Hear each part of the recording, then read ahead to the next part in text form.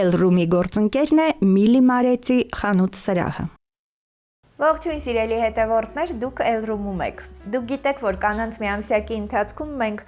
աշխատում ենք ունենալ այնպիսի հյուրեր, ում պատմությունները իրականում կմոտիվացնեն, իրականում հնարավորություն կտան հավատալու, որ աշխարհում հրաշքներ լինում են, եւ հատկապես այն մարդկանց համար, ովքեր պատրաստ են իրականում ամեն ինչի մեջ հետաքրքիր ու տարբերվող ինչ-որ բան գտնել, նրանց կյանքում հետաքրքիր պատմություններ են լինում, որը կամքի հետ զուգահեռ դրսևորվելով կարողանում է հաղթանակների բերել։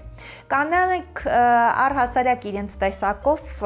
կարծում եմ, որ հակված են ավելի հենց այս գաղափարին, որ անհնարին ոչինչ չկա։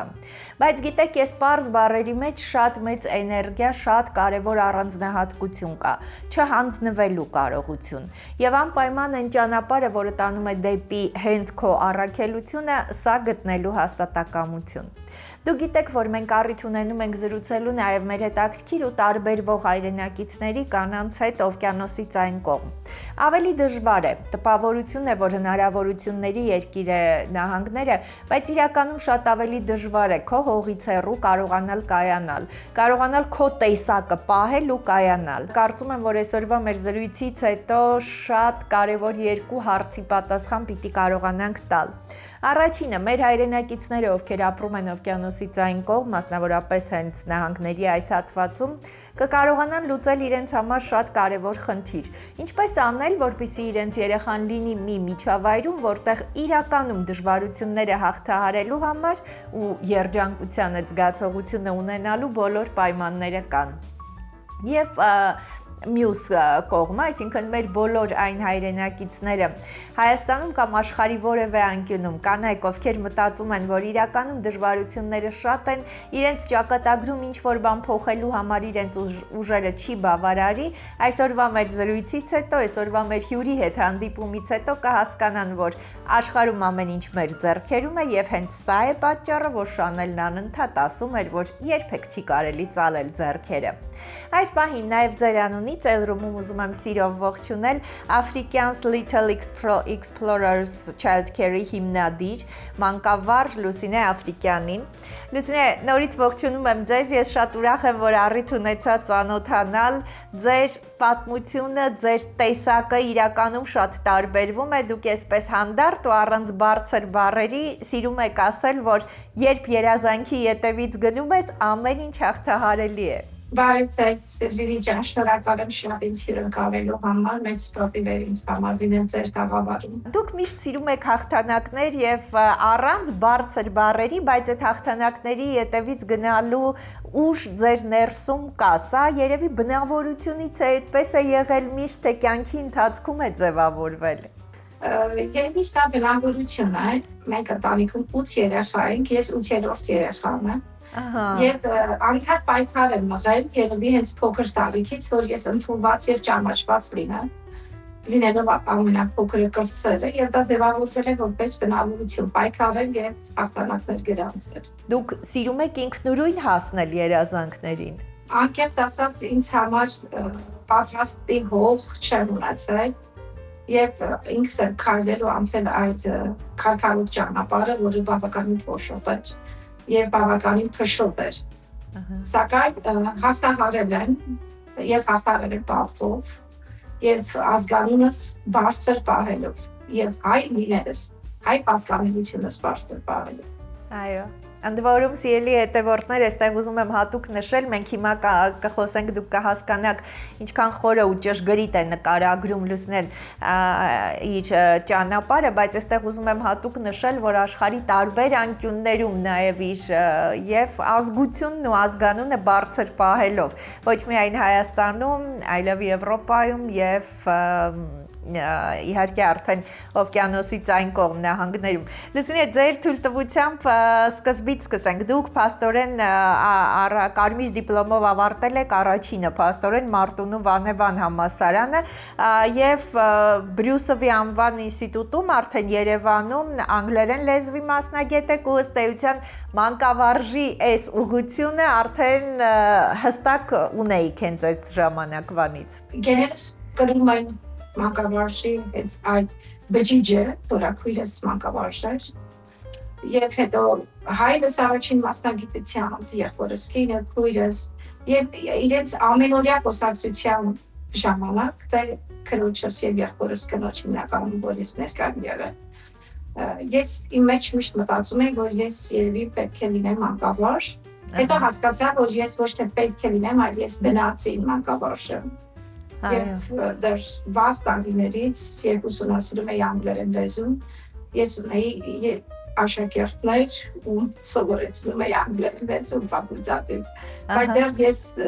ես առաջի կուրսի կամ երկրորդ կուրսի ուսանող էի։ Այո, հետաքրքիր է, փաստորեն իրականում սա գենետիկ ինչ-որ բանն է, որ ներսում պիտի լինի։ Երևի մանկավարժ այդպես դառնալ,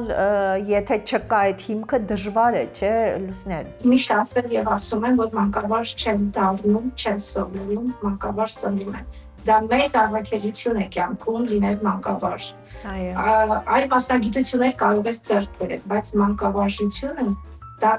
պետք է քո մեջ լինի, քո հոգին լինի։ Մանկավարժ իսկապես ծնվում են, հոգեբանական որոշակի կարողություն պիտի ունենաս, որ դիմացինիդ հասկանաս, երեխային հասկանաս եւ կարողանաս փոխանցել շատ սեր եւ հետո նաեւ շատ գիտելիք։ Դուք հեռախոսահամարը տեսնում եք, ես ուզում եմ նշել, որ African's Little Explorers Child Care-ը արդեն 2025-ի հունվարից գործում է եւ այստեղ երեխաների, այստեղ ամեն ինչ մի քիչ ուրիշ է, այստեղ շատ գրագետ ու նաեւ շատ նուրբ առանձնացող հոգեբանական մոտեցում կա։ Կարծում եմ, որ բոլոր նրանք, ովքեր այս հատվածում են, դուք տեսնում եք հասցեն նաեւ հրաշալի հնարավորություն ունեն այնպես անեն, որպեսզի իրենց երեխաները մանկության այս տարիները ամենակարևոր տարիները երջանիկ ու առողջ հոգեբանական առումով առողջ միջավայրում անցկացնեն։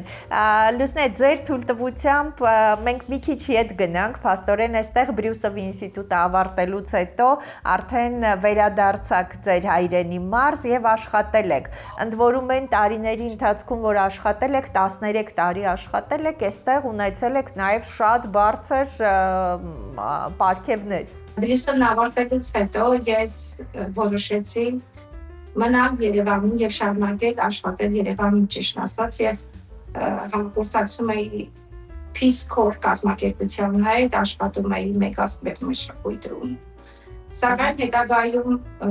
հասկացա, որ երևի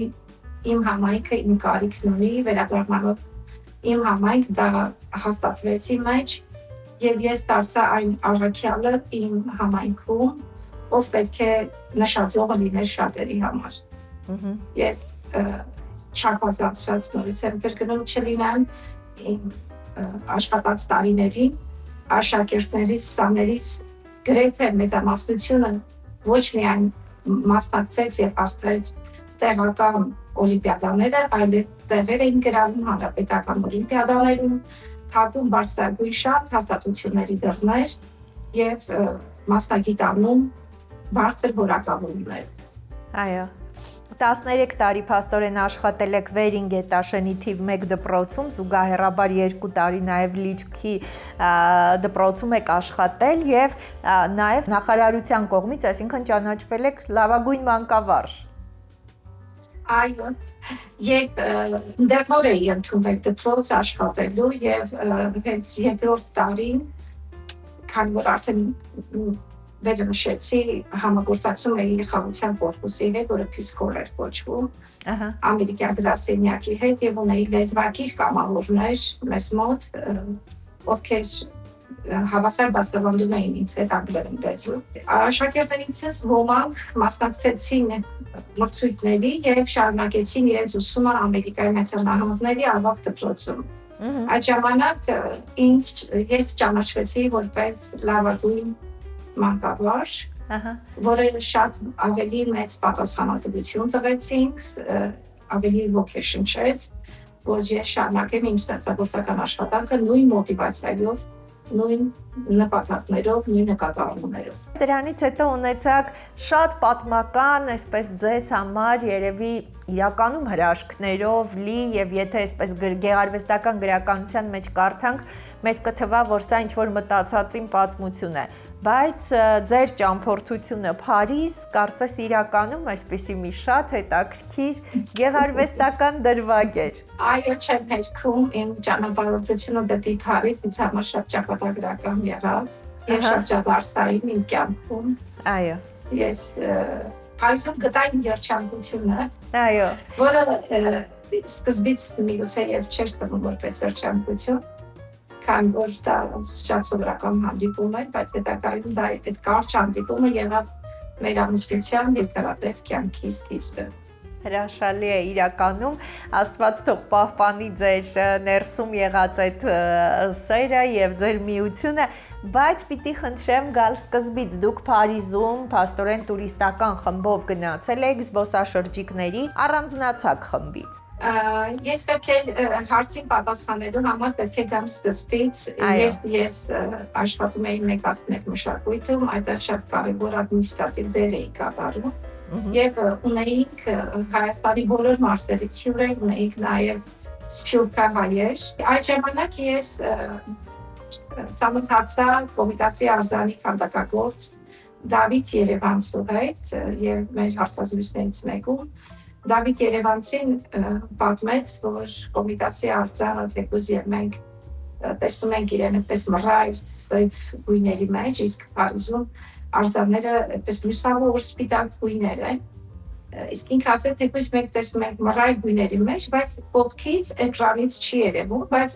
իր կողքից որպես փյունիկ մանգիկ է բարձրանում։ Այո։ Դա շատ տպավորել էր ինձ։ Եվ երբ ես Փարիզում էի, դա 8 տարի հետո խոսակցությունից։ Երբ ես Փարիզում էի, իմ տուրիստական խումբը որոշել էր գնալ Նապոլեոնի գերեզմանի, իսկ ես մտածում էի, որ ես պարտադիր պետք է գնամ Կոմիտասի արձանը գտնեմ եւ պարտադիր պետք է տեսնեմ այդ փոքրիկ մանկիկին, ով մեր հայ ժողովրդի փյունիկն էր, սկիզբն էր, որ պետք է մեր առնել։ Եվ այդպես շփվեցի իմ խմբից Քարտեզը ձերքս այդ ժամանակ այդքան շատ չէին սմարթֆոնները, հեռախոսների հիշողությունները շատ չէր, ինտերնետային կապը այդքան շատ չէր։ Միակ բանը, որ ունեի, դա թղթային քարտեզն էր։ Ես, քարտեզը եւ Փարիզը։ Միակ տեղանքը, որ ինձ կհուշեր, հայկական եկեղեցիներ, եւ ինձ վրա ժամանակ էր տրված, որ ինչ-որ մի ժամ հետո եւ մենք պետք է հանդիպենք ինչ-որ X կետում, որտեղից պետք է ուղղվեինք այլ թանգարաններ։ Եվ վերջում գտա հայկական եկեղեցի, բայց արդեն ժամս մոտենում էր եւ ես չէի գտել, այսինքն չէի հասել իմ նպատակին, չէի գտել Կոմիտասի արձանը եւ ինքս ինձ տես խարազանելով ես վերադառնում էի, որ դե արդեն պետք է գնամ հանդիպել իրենց։ Այո, չստացվեց, հա։ Այո, եւ հենց այդ պահին ես տեսա արձանը, այսպես կանգնած Այո, սայք այսպես սայի նման կանգնած Կոմիտասը ու ես շատ ոգևորված, շատ կորածը գտա, այդպես շատ արոտած, վերջապես ես գտել էի այն Էվրիկա, գտել էի այն Մարեգանից, եւ ես այսպես վազելով գտա խառնվեցի արձանին, փաթաթվեցի արձանին, որ վերջապես գտա քեզ։ Կարծես պանդուխտիների դիմավորում։ այո։ Պես կողքի դիմումը չէի նկատել ով կա, ով չկա, եւ քանի որ Կոմիտասի արձանը Երևանյան այգու սկիզբն է, այդտեղ երիտասարդներ կային, ու ես չէի նկատել, երիտասարդներից մեկը հայ էր, ինձ ասաց, դուք երևի սփյուռքահայ եք։ Այո։ Ես դե պատասխանեցի, որ ոչ, ինքը Բարսելոնայում էր ապրում, Բարսելոնայից ընկերոջ հետ ուղղակի Փարիզ էր եկել, 16 տարի ապրում էր Բարսելոնայում։ Այո։ Եվ այդպես առաջարկեց նկարել ինձ եւ նկարները հետո մեյլով ուղարկել, դե ժամանակ մեյլով, այո, ահա։ Եվ այդպես ամուսինս ինձ նկարեց, հետո դե ժամանակ ամուսինս այդ երիտասարդը ինձ նկարեց։ Եվ իմեյլով ուղարկեց ինձ իմ նկարները, որ եւ դարձավ մեր կյանքի սկիզբը։ Այո, այդ կյանքի սկիզբը իրականում շատ հետաքրքիր ու գեղեցիկ էսպես սկիզբ է հետագայում, բայց անմիջապես չեք շարունակել, ըստ էության դուք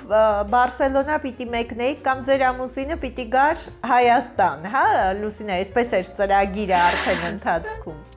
Լիլիջան, դա բավականին երկար եւ ինչպես ասեցի, փոշոտ ճանապարհ էր մեր կյանքի։ Մենք չենք կարողանում իմի գալ, որտեղ պետք է հաստատվեինք։ Այո։ Ես հիվանդագին հայրենասեր մարդ եմ, դա խոսքես մուծալ ուչի ես իմ Ամերիկայում եմ, բայց ես իսկապես հիվանդագին հայրենասեր եմ եւ դա ապացուցում է հենց այն, որ մենք ամուսնացել ենք մեր նշանվելուց մի քանի ամիս հետո։ Բայց ես 6 տարի պայքարել եմ, որ մենք ապրենք Հայաստանում եւ մենք ապրել ենք առանձին։ Ամուսինս ոչ մի կերպ չէր համաձայնվում գալ Հայաստան, առավել եւս Մարտունիում ապրել եւ եւս մի փակագից բացել։ Նույնիսկ ես առաջարկում էի, որ Քյալբաջարի Մալիգենում հաստատվենք, քանի որ այդ զարգացող տեղ է, իսկ զարգացող վայրում մասնագետներ են պետք։ Գնանք հաստատվենք Քյալբաջարում, իսկ ամուսինս ոչ մի ձեր չէր համաձայնվում, քանի որ 16 տարի նշեցի ապրել էր Բարսելոնայում, որպես հայկին ես զիջողը դարձա։ Եվ մեկնեցի Բարսելոնա։ Երբ ես դիմում էի իմ վիզայի համար, թույլտվության համար մեկնելու Եվրոպա, այդ ժամանակ համակարգչիս էկրանին եկավ Greek Card-ի խաղարկությունը։ Շատ իմիջայլոց լրացրեցի, նույնիսկ ասեմ իմ կոլեգաս ինձ նկարել է մեր ֆիզկուլ զալի, դպրոցի ֆիզկուլ զալի սպիտակ պատի վրա։ Շատ իմիջայլոց է, որտեղ ես երբևէ չեմ մտածել Ամերիկա լինելու մասին։ Եվ այդպես Բարսելոնայում էինք, շատ պատահական իմեյլը ստուգեցի եւ տեսա, որ գրված է, որ ես շահել եմ Greek Card, ճիշտ ասած չհավատացի, եւ ստուգում էի արդյոք շահել եմ, բայց դա ոչինչ չէր փոխվում, ես միևնույն է Շվեյցար գալու։ Ես չէի ուզում տեղան փոխվել։ Բայց հետաքրքիր է, որ դուք որ երկրում որ եղել եք, հետո արդեն նահանգներում մանկավարժությունը կարծես այսպես տարել եք, ձեզ հետ տարել եք եւ դուք նահանգներ մեկնելուց ընդամենը 1 ամիս հետո արդեն շարունակել եք ուսումը նաեւ։ Այստեղ շատ հակամի շարունակամ մի փաստ, ես իմ ուսումը շարունակել եմ եւ Բարսելոնայում։ Ես սովորել եմ La Sagrera College-ում, որտեղ ուսումնասիրել եմ կատալան, քանի որ Բարսելոնան Կատալոնիայի մայրաքաղաքն է, կատալան լեզուն եւ Կաստիլիանո դա իսպաներենն է, Իսպանիայի պետական լեզու։ Իմ Բարսելոնա գտնվելու 3-րդ ամսում արդեն ես աշխատում էի իսպանացիների հետ, իսկ 5-րդ ամսում այնտեղի հայկական դպրոցում դասավանդում էի անգլերեն լեզու։ Այո։ Ասեմ, երբ որ ունեի արդեն բազում աշակերտներ, որոնց հետ կապի մեջ եմ այսօր։ Իսկ Ամերիկայի Միացյալ Նահանգները տեղափոխվելուց հետո ես մի ամիս հետո արդեն քոլեջում էի սովորում, 3-րդ տարին ավարտել էի Glendale Community College, այդպես է կոչվում Glendale-ի համայնքային քոլեջը, իսկ 2025 թվականին ավարտեցի ուրեմն Կալիֆոռնիայի պետական համալսարանը Լոս Անջելեսում։ Եվ բոլոր մասնագիտություններս եղել են մանկավարժություն։ Մանկավարժության հետ կապված եւ հիմա էլ փաստորեն մագիստրատուրայում դեռ չեք ավարտել Արիզոնայի պետական համալսարանում, արդեն այստեղ արդեն հատուկ, հա, կարիքավոր խնդիրներ ունեցող երեխաների նաեւ իմիջայլոց Լուսինե ձեր ամենասկզբից ձեր զրույցի երբ հոգեբանական հատվածին մանկավարժության մեջ այդքան մեծ ու կարևոր ուշադրություն դարձրեցիք, այսպես կարևորեցիք, ես հասկացա, որ խնդիրներ ունեցող երեխաների հետ աշխատանքի արդյունավետության առումով մենք լսել էինք, որ այսպես դուք շատ հաղթանակներ ունեք, բայց ես հասկացա, որ այս ամեն ինչը նաև սրանից է գալիս։ Ամեն ինչին եք դուք այդ հոգեբանական նուրբ այս կետից մոտենում։ Մինչև իմ մանկապարտեզ նախաձեռնելը ես աշխատում էի Glendale Unified School District այդպես է կոչվում։ Glendale ունի առանձին իր դպրոցական համակարգը։ Այո։ Կրթական համակարգը, երբ ես աշխատում էի այնտեղ հատուկ կարիքավոր երեխաների հետ, ես հասկացա, որ ուղղակի այդ երեխաների հետ աշխատելն է, որ բերում է մեզ որպես մանկավարժ լինել։ Իրենց հասկանալը, իրենց հոգեբանության մեջ մտնելը, իրենց հետ հաջողության հասնելը մեզ դարձնում է մանկավարժ։ Եվ ես ընտրեցի իմ մագիստրոսի կոչումը հենց իրենց հետ աշխատելը։ Քանի որ ես կարծում եմ իրենք մեր կարիքն ավելին ունեն, քան մյուս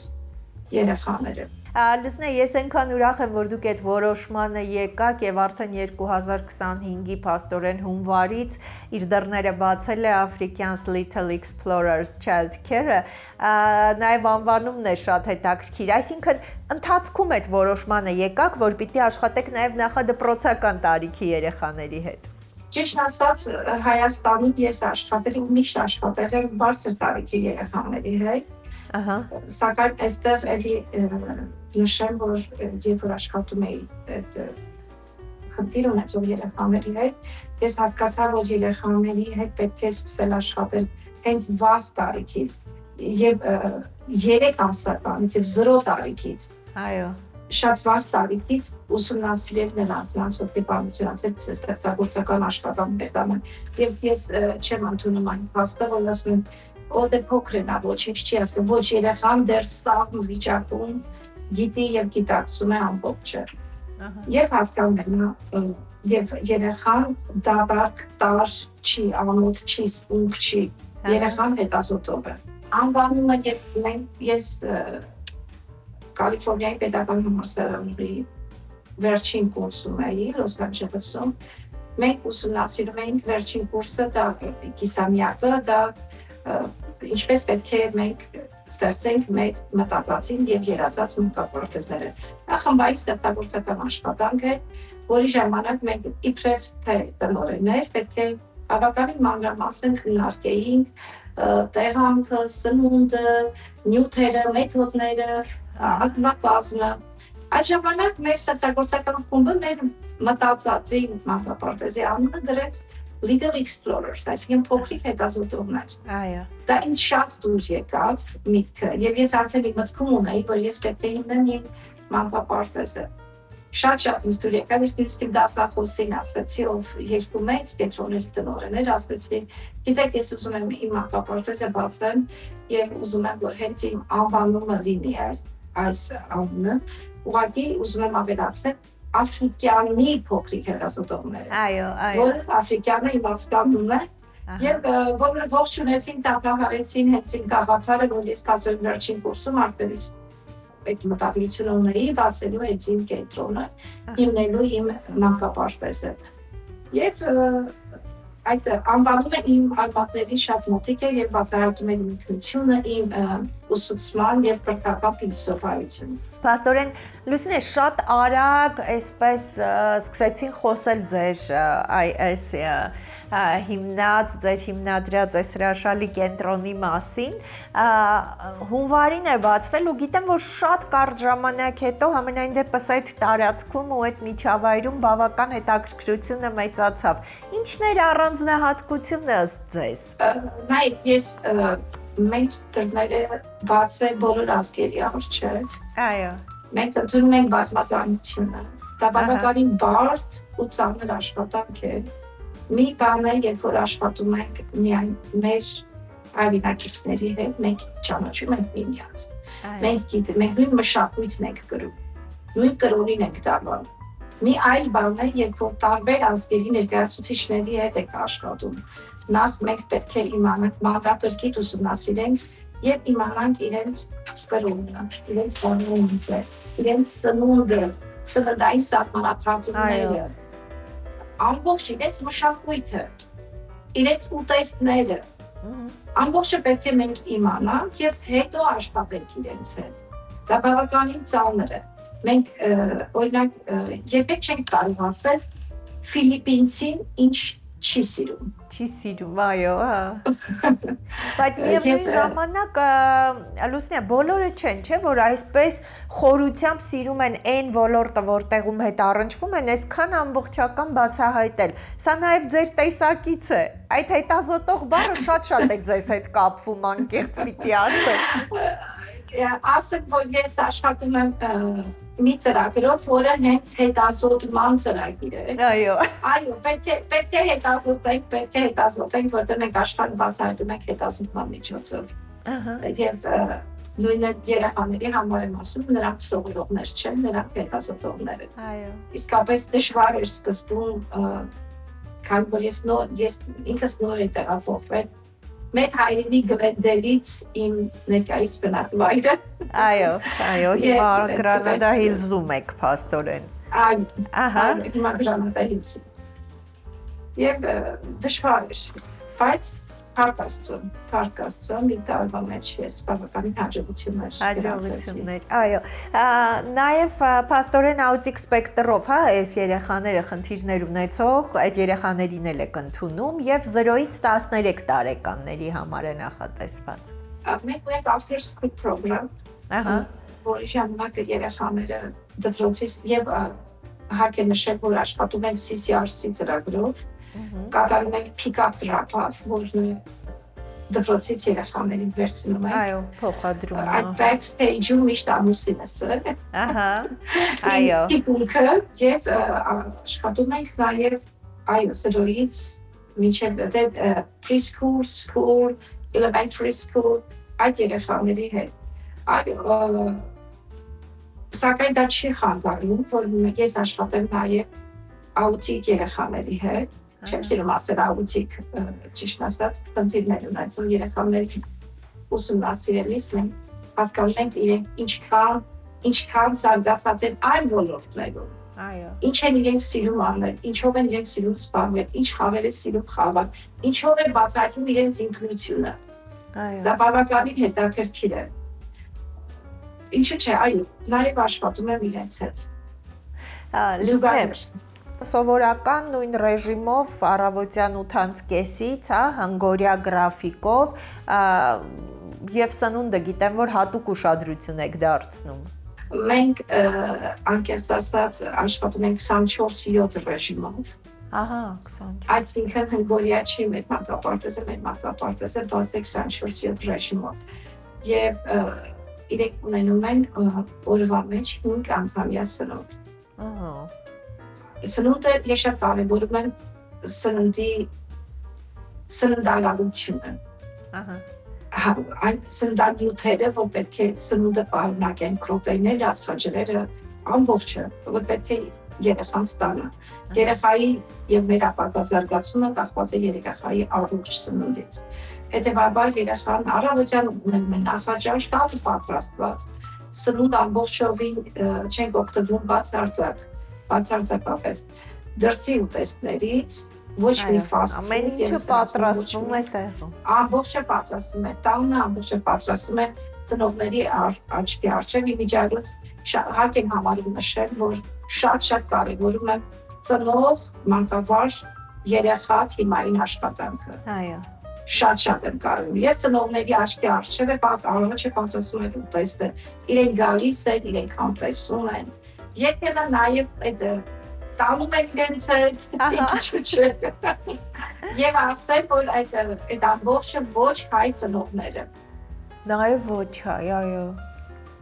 Ես խոսում եմ ոչ հայ ծնողների մասին։ Իմ առաջին երեխան, երբ որ եկավ որպես մանկապարտեզ, նրա մայրը Տեխասից էր եւ նա նոր է տեղափոխվել Կալիֆոռնիա։ Նա հայրի մասին ոչինչ չգիտեր։ Երբ ինքը հարցրեց դուք որտեղից եք, ես իմ տեղանքը նշեցի, ինչպես գիտեք, դեռ Մարտունին բնականաբար։ Արդեն գիտեք։ Արել եւ այլի վանքներ տեսել։ Ահա։ Այլի վանքը տեսել էր ու ինձ նամակ գրեց, ասեց դուք միջնադարյան ժամանակաշրջանում եք ապրում, ձեզ մոտ մեքենաներ կա, դե ոսկով եք ճանապարհորդում։ Այ քեզ բան, Եվ իմ հայ լինելու ինքնատիպությունը ես ամեն օր ցույց եմ տալիս նրանց, հենց իմ հայկական դրոշը, որ ամեն օր իրենք եթե մուտք են գործում, իսկ ես ունեմ տարբեր ազգերի ներկայացուցիչներ, տարբեր։ Իրենք մուտք են գործում իմ մանկապարտեզ, իրենք առաջինը բարևում են մեր հայկական դրոշը։ Համաչափ նաև նուրբ եք այդ եւ հայրենասիրությունը, եւ տեսակը, եւ ձեր համար կարևոր այդ առանձնահատկությունները, հա, արժեքները պահում, որ տեսեք նույնիսկ ինքնուրույն դրանք ուսումնասիրելու կարիք անհրաժեշտություն է լինում։ Եվ փաստորեն լեզուներ սովորում են երգ, պար, լեզուներ, սնունդը 24/7 արդեն ամեն ինչ ասված է։ Կարծում եմ, որ երեխաները ոչ միայն հայ, այլև բոլոր ազգերի իրականում ծնողները շատ հանգիստ կարող են իրենց ծրագրերի հետևից գնալ, որովհետև ձեզ տեսնելով Լուսինե անկեղծ պիտի ասեմ, ձեզ հետ շփվելով շատ վստահելի հանգիստ կարող են լինել իրենց երեխաների ձեր կողքին անցկացրած նաև ժամանակի համար։ Լուսինե, ուզում եմ ամփոփելուց առաջ անպայման անդրադառնանք, դուք հիմա արդեն 4 տարեկան հրաշքի մայր եք եւ այդ ձեր ընտանեկան նշեցիք, որ ձեր ամուսինը բոլոր հարցերում ձեր թիկունքին է եւ ամեն դեպքում, հա, ժամանակ տրամադրել երեխայի հետ հանգստանալ, մի քիչ ավելի զուտ կանացի հոգսերով զբաղվել, ինչպես եք կարողանում այստեղ ժամանակ գտնել եւ ինչպես եք կարողանում այդ էներգիան գտնել նաեւ այս հարցում օգտագործելու համար։ Անկեղծ պետք է խոստովանել, ես ինքս չեմ հասկանում ինչպես եմ դա կազմակերպում։ Բայց աղջկաս հետ իմ անցկացած ժամանակը բավականին շատ է ու երկար։ Իմ 4 տարեկան երեխան գրում են հայերեն։ Զարմանալի է։ Չէ, բացարձակ զարմանալի չէ, Լուսինե։ Արդեն ձեզ հետ այսքան զրույցից հետո ինձ համար զարմանալի չէ այլևս։ Դեռևս մի տարի առաջ նա աղոթում էր հայերեն։ Ամբողջ հայրենիքը ինքը ասում էր։ Այո։ Զբաղվում ենք երեխայիս հետ, ես, ամուսինս, ամուսնուս եղբայրը, բավականին շատ ենք մենք զբաղվում երեխայիս հետ եւ իմ ընկերները, իմ շրջապատը շատ փոքր է, բայց շատ կայուն, ամուր հիմքերով առաջ է գնում։ Տեսնենք, Աստծո կամոք ամեն ինչ լավ լինի։ Այո, Աստծո կամոք։